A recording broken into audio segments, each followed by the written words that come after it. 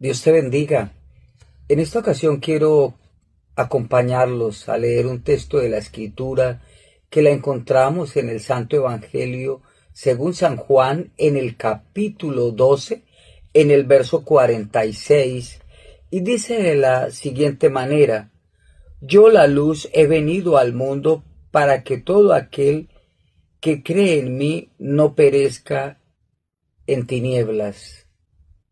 ¿Te recuerdas que en el Santo Evangelio según San Juan, en el capítulo 1, también nos habla del Señor Jesucristo como la luz verdadera que ilumina a todo ser que en este mundo entra?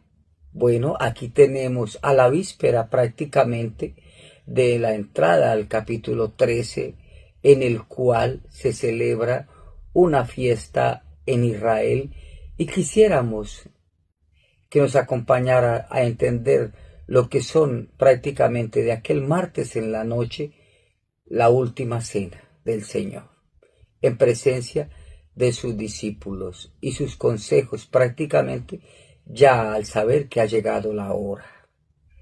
En aquella ocasión él mismo aclara algunos consejos, se prepara el aposento alto para la cena del Señor. ¿Te acuerdas que hubo un hombre del cántaro al cual seguimos y llegamos y preparamos el lugar para el Señor y su cena?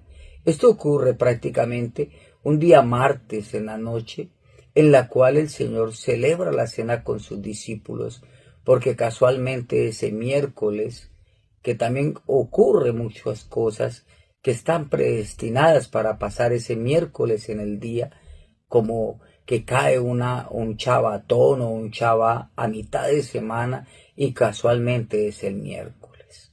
Pero vamos a preparar el lugar de la cena. ¿Qué había en esa cena ese martes en la noche?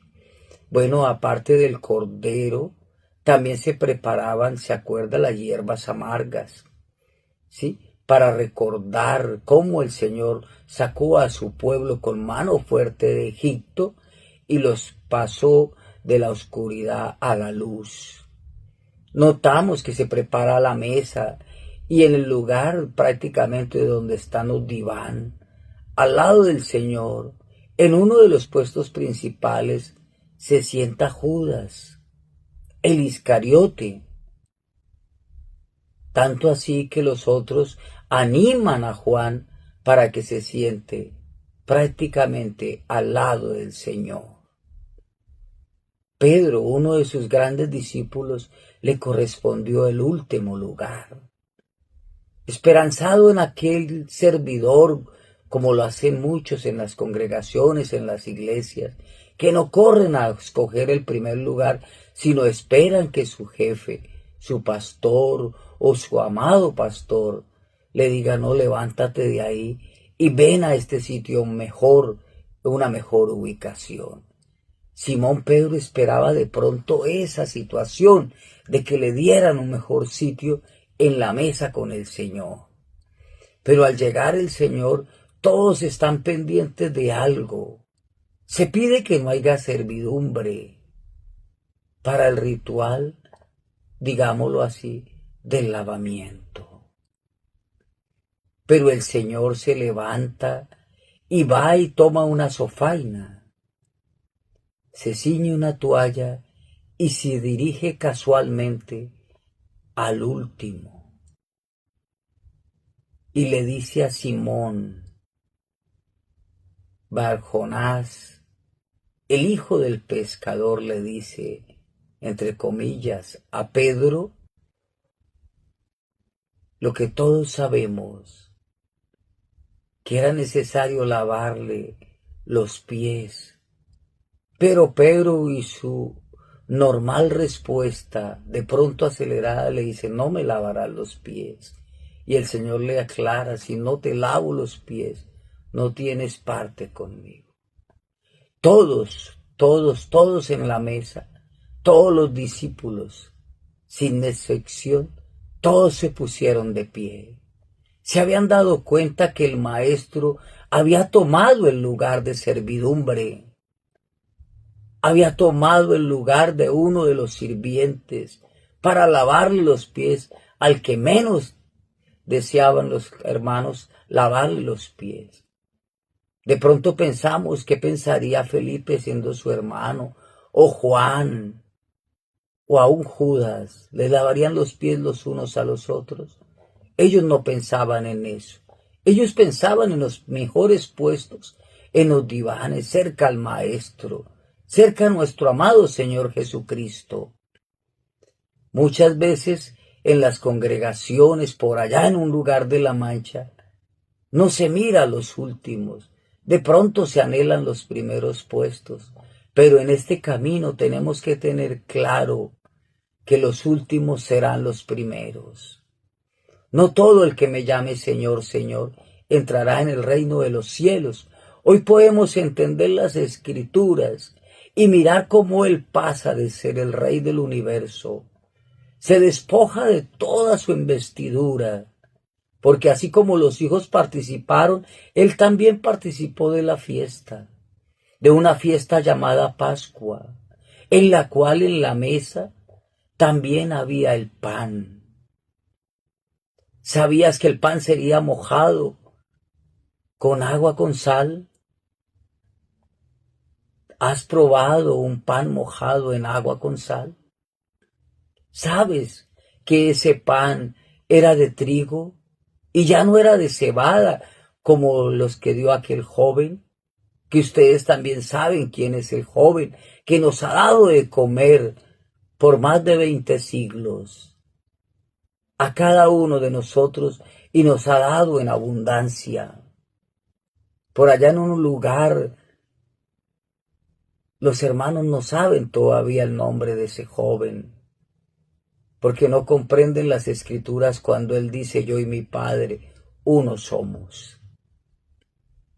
Hoy queremos ser los más importantes, los más grandes, pero si queremos tomar el puesto de un líder y ser la servidumbre de los que están llegando, o decimos: para eso no estoy. Muchos quieren el puesto del líder, muchos quieren el puesto del Señor, pero el Señor nos da ejemplo. Miren, habían 7 copas. ¿Sabías que Judas no llegó a la segunda copa y salió corriendo a vender a su maestro por 30 monedas de plata, cumpliendo así las Escrituras que habían sido profetizadas por el profeta prácticamente 700 años antes? Bonito precio que pagaron por mí, dice Jehová de los ejércitos. Hoy entendemos que ese martes en la noche pasaron grandes acontecimientos. Juan se recostó a él y le preguntó: ¿quién es el que te ha de entregar? Y él mismo le dijo: aquel el que yo moje el pan en esa agüita con sal y se lo dé, ese es. Y vemos las Escrituras como Pedro aún le dice: bueno, entonces lávame la cabeza y los brazos, pero no comprende que nosotros ya fuimos lavados por la sangre del Cordero. ¿Sabías tú que hoy en día muchos se preguntan como creyentes: bueno, ¿y nos tocará hacer la circuncisión como hicieron los de Abraham? Pues quiero decirte que ese pacto fue perpetuo, pero una cosa es ser un pacto perpetuo y otra cosa es un pacto eterno. El pacto perpetuo termina hasta que llega el que en el cual fue prácticamente declarada ese pacto para él. En el Señor Jesucristo se cumplen todas las promesas. Me acuerdo las palabras de Lea cuando aquella fea, porque a las feas nadie las desea, todo el mundo quiere es con la bonita, pero la fea tuvo un hombre, un hijo, y le puso por gracia a Judá, que quiere decir alabanza. Y empezaba el camino del Salvador, porque de esa simiente se revela y se manifiesta el Salvador del mundo, de la tribu de Judá. Hoy entendemos que nuestro amado Señor Jesucristo, Jesús de Nazaret, es el león de la tribu de Judá, el que quita los pecados del mundo, el Cordero de Dios. No hay otro mediador entre Dios y los hombres. Estando ese martes en la noche, Judas no alcanzó a la segunda copa y salió corriendo a vender a su maestro. Y tanto así que lo lleva al lugar de encuentro en el Getsemaní. Todos pasaron prácticamente uno por las manos del Señor. Él se ciñó su toalla y con esa sofaina se acercó a uno tras uno y a todos les limpió, a todos los lavó, a todos los preparó para un camino, así como Él nos prepara a nosotros, sus servidores. Nosotros le servimos es al Dios del universo. No nos podemos apartar de una congregación, de una iglesia, por poner la mirada en un hombre. No, no, en ningún momento. La Escritura dice que el que persevere hasta el final, éste será salvo. Entonces seguimos adelante con el Señor. Y vemos como ese martes en la noche se prepara todo y Judas llega con todos los soldados del Sanedrín, porque no habían soldados romanos, fueron soldados del Sanedrín.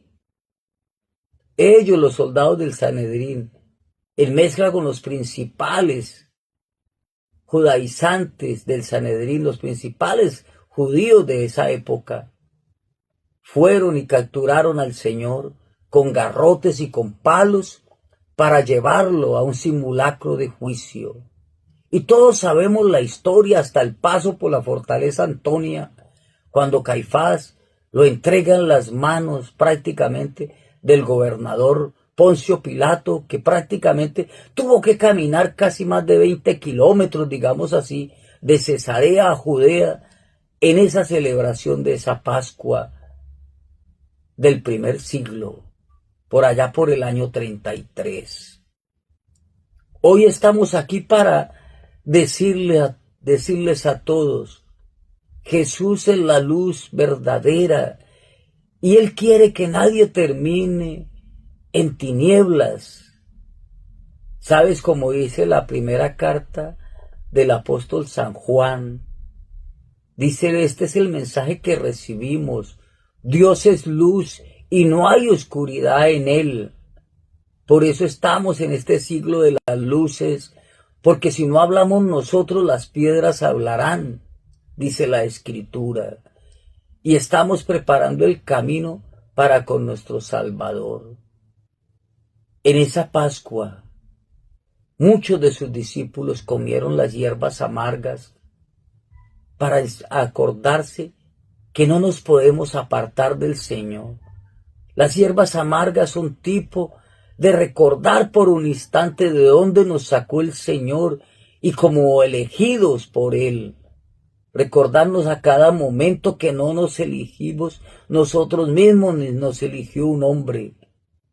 Dice muy claro la Escritura, mi embrión vieron tus ojos. Hoy puedo seguir adelante y decirle a mucho hermano que le falta de pronto algo. Hermano, afuera está peor. No busques por fuera de la congregación, de esa amada familia en Cristo Jesús, un consuelo, porque no lo vas a encontrar. Allá afuera están ojo por ojo y diente por diente.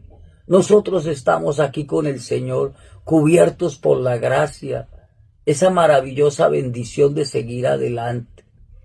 ¿Sabe? Ya no nos circuncidamos por manos de hombres el prepucio. Ahora nuestro amado Señor Jesucristo, a partir del Calvario, nos circuncidó el corazón y nos da la oportunidad de seguir adelante solo con Él como nuestro amado Salvador, porque no hay otro nombre dado a los hombres en el cual podemos de ser salvos. Es que no hay otro mediador, es el Hijo del Hombre, el divino, es el Salvador del mundo, Jesús de Nazaret. ¿Sabías que muchas personas quieren seguirlo, pero a su manera? Muchos están sirviendo de pronto con alegría y entonces hoy ya no los miraron más y entonces se alejan y se van para otra parte donde los miren bonitos. Esto no se trata de mirar bonito. Esto se trata de seguir adelante con nuestro Señor Jesucristo, puestos los ojos y nuestra mirada en el autor y consumador de